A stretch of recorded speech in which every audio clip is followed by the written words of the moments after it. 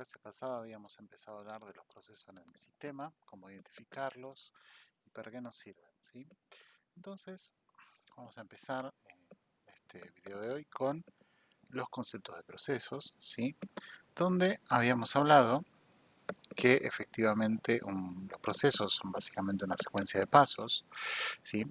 De hecho, lo habíamos equiparado un poco a lo que es el diagrama de actividades que habíamos usado, que deben tener una secuencia lógica, ¿sí?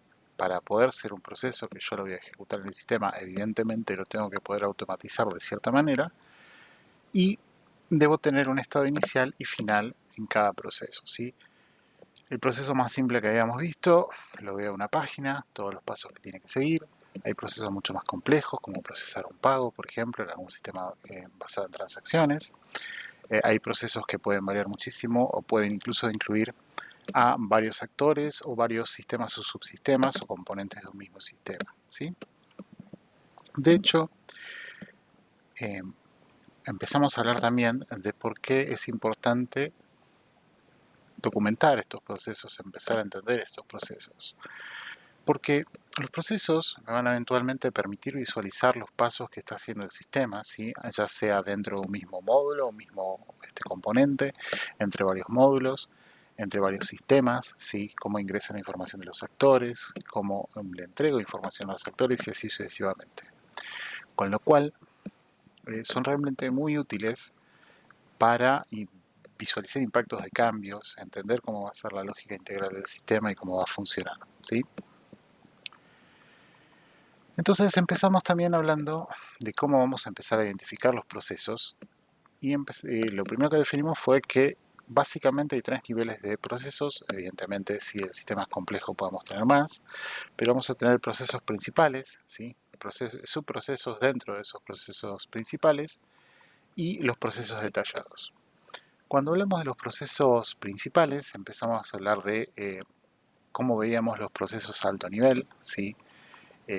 Básicamente puede que tenga una relación entre los distintos pasos de procesos o distintos procesos en realidad un poco más leve que cuando vamos metiéndonos más en detalle, ¿sí? Esto es obviamente por la naturaleza del modelado que estamos haciendo y que estamos viendo el sistema de una vista de águila muy elevada, ¿sí?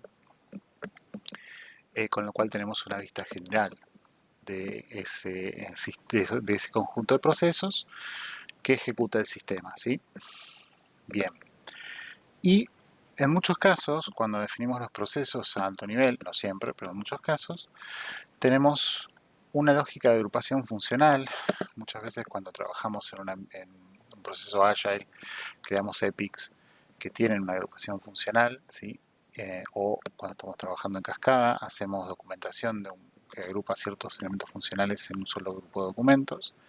Y acá suele ocurrir que muchos de estos procesos principales suelen coincidir con esas agrupaciones, ¿sí?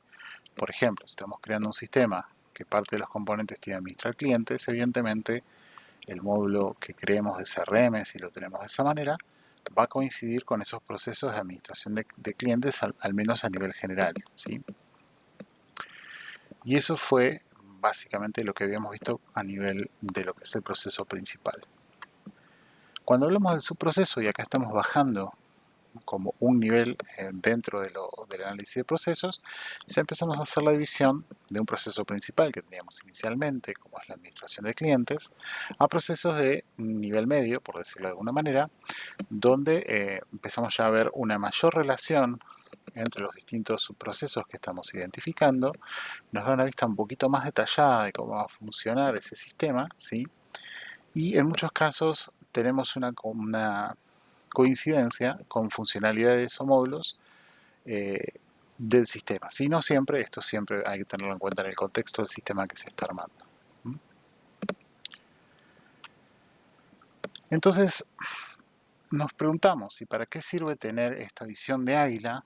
De cuáles son los procesos mayores, cuáles son los subprocesos que vamos generando para esos sistemas, ¿sí?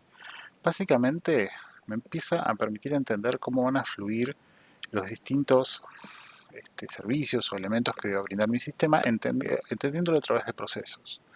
Me da un diseño visual, un soporte visual para ver qué es lo que estoy haciendo, qué es lo que se está analizando y diseñando. Me permite ordenar todos esos procesos, cómo los voy a ir identificando en muchos casos, y suele pasar con mucho de lo que se hace para diseño y análisis. Estas cosas son, siempre tienen un proceso de revisión, un proceso de cambio respecto a lo que uno inicialmente vio, un proceso de discusión con pares para poder ir haciendo una integración de todo lo que se va generando. Y justamente esta representación gráfica es ideal para esto, ¿sí? Y además, o sea, en el caso de que ustedes tengan una descripción funcional, un documento de tipo funcional, sirve también como para guiar la descripción. Y esto sobre todo ahora que vamos a ver los que son los procesos detallados. Entonces, ¿qué es lo que hacemos cuando ya empezamos a ver un proceso detallado? Básicamente, tomamos un subproceso y empezamos a preguntarnos primero si es un proceso único, lo podemos dividir en más subprocesos, y si no lo podemos hacer, ya podemos empezar a ver quién lo hace, qué se hace, cómo se hace y dónde se hace. Básicamente, ¿qué es ese proceso en definitiva? Y para esto empezamos a diagramarlo usando algún tipo de representación gráfica, ¿sí? Si el proceso es muy simple, una alternativa que vimos fue el diagrama de actividades, ¿sí? Que de hecho lo vimos en el conjunto de herramientas. Para procesos simples es realmente muy útil, con lo cual permite resolver rápidamente, incluso si uno está necesitando alguna forma de explicar o analizar un proceso. De hecho, yo, como les comenté, muchas veces cuando yo empiezo a ver un sistema y empiezo a ver cómo se va a hacer una cosa a través de un proceso, en lugar de empezar a escribirlo, lo empiezo a dibujar. Es una forma mucho más sencilla, ¿sí?, de empezar a entender qué es lo que se está haciendo y tener la secuencia de pasos lógica bien establecida. Después ya empezamos a ver, en el caso de un proceso complejo, donde teníamos carriles que pueden representar, dependiendo de cómo lo voy a armar, actores, funcionalidades o subsistemas, ¿sí? Normalmente subsistemas o componentes o módulos es la mejor forma de hacerlo. Se hace como una forma secuencial de izquierda a derecha. Lo podemos hacer con un estándar que habíamos visto, que es el BPMN, ¿sí? Si bien es un estándar que pueden encontrar varias definiciones, y permite visualizar impactos en cambios, impactos en el diseño muy precisos, porque sobre todo cuando estoy viendo información que fluye entre distintos módulos o componentes, puedo ver exactamente, o acciones que fluyen entre distintos módulos o componentes, puedo ver exactamente si cambio algo en un lugar, cómo tengo que empezar a cambiar las cosas en los otros carriles, de ser necesario, obviamente. Bien, una forma bastante simple también de hacerlo es como una pequeña combinación, y de hecho podemos volver acá, entre lo que es el diagrama de actividades, ¿sí?, y un diagrama de BPMN, donde dibujamos los carriles y empezamos a hacer este dibujo, donde también deberíamos tener los círculos de inicio y fin, que no los puse por una cuestión de espacio, pero donde podemos empezar a ver, en este caso algo muy simple, un proceso de registración, cómo podría funcionar. Y si lo vemos en pantalla, tenemos un usuario que inicia la registración, ¿sí?, va a cargar los datos. Si los datos no son válidos, voy a mostrar un error y el usuario va a tener que volver a iniciar ese proceso de registración. Si son válidos, voy a mandar esa información a algún sistema de backend o a alguna base de datos o algún subsistema con el que esté trabajando, donde voy a guardar esos datos de cuenta. Tengan en cuenta que esto está hecho a nivel muy básico como para entenderlo. Si requiere un pago, al guardar la cuenta, quizás voy a procesar ese pago llamando a un subproceso de pagos, ¿sí? Justamente por eso tenemos ese icono adicional.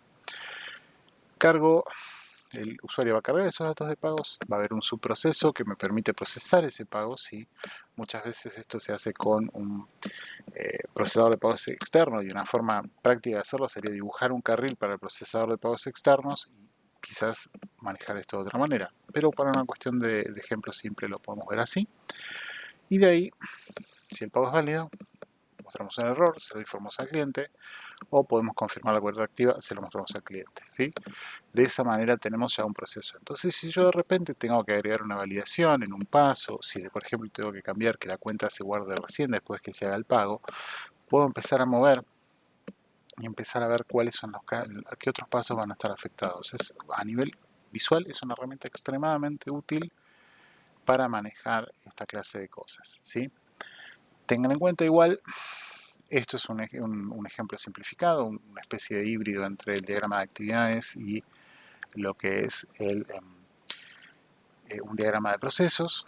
Usualmente vamos a tener este estándar BPMN, del cual habíamos visto que puede haber algunas variantes, ¿sí? Ahora, más allá de todo esto, ¿cuál es la utilidad de un proceso detallado? Bueno, básicamente lo que estuvimos viendo. Me permite hacer una revisión lógica de los pasos, ¿sí?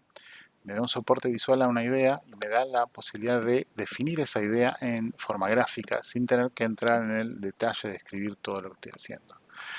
En un proceso donde tengo una revisión de pares lo simplifica bastante, ¿sí? Y me da muy buena identificación de cuáles son mis entradas y salidas en un proceso completo, ¿sí? Eso es extremadamente útil. Yo de hecho les conté a nivel personal cómo nosotros una vez con un compañero trabajando en un proyecto en particular, reunidos en el almuerzo en una hamburguesería, agarramos una servilleta, empezamos a dibujar un proceso, nos dimos cuenta cómo podíamos resolver una cosa, llevamos esa servilleta a la oficina, pasamos esa información a un diagrama estándar y empezamos a trabajarlo desde ahí. O sea, realmente es una muy buena herramienta para tener cuando se está haciendo un proceso de análisis. Bien, el estándar BPMN habíamos visto cómo puede ser la simbología respecto a actividades, ¿sí? Básicamente las acciones que voy a hacer, un evento que ocurre, ¿sí? Fíjense que el evento también nosotros a veces lo podemos ver como un inicio o un fin. Cuando tenemos una decisión, cuando hay un flujo de secuencia, que es básicamente cómo va a ir fluyendo ese diagrama, ¿sí? Si quiero comentar algo, cómo lo puedo agregar. En definitiva, igualmente si ustedes buscan en internet el estándar van a encontrar varias variantes, ¿sí? Como les dije en el trabajo, me interesa quizás como para que empiezan a aprender la mecánica de esto, en lugar de usar todo el estándar de PMN que lo pueden consultar, preferiría un diagrama más como este híbrido de actividad, de diagrama de actividad y de proceso que les permite a ustedes empezar a practicar y entender el flujo de esas cosas. ¿Sí? Bien, como herramienta que pueden usar, como siempre, una de las que estamos usando ahora en clase para cualquiera de estas cosas, lo que es el proceso de, perdón, el Draw.io. ¿Sí? El Draw.io es realmente una herramienta muy, muy útil y de hecho el Draw.io, como yo les mostré, tiene los iconos para lo que es la elaboración de un BPMN. Fíjense que tiene el comentario, tiene la parte de procesos, tiene de hecho los eventos están identificados con otro icono. Por eso les decía que pueden variar algunas veces estos estándares, pero en definitiva les va a permitir identificar además el elemento que quieren agregar en forma muy simple y tirarlo dentro del gráfico para poder hacerlo fluir de esa manera. Bien. Eso fue lo que vimos en la clase pasada. Habíamos hecho también una pequeña revisión del examen, ¿sí? Y bueno, como les dije, en la próxima clase vamos a estar viendo un tema de documentación funcional, ya empezando a ver documentación funcional específica para lo que es el proceso de desarrollo en cascada, el proceso de desarrollo Agile, ya sea con Scrum o Kanban como metodologías, ¿sí? Bien, los veo a la clase que viene y hasta luego.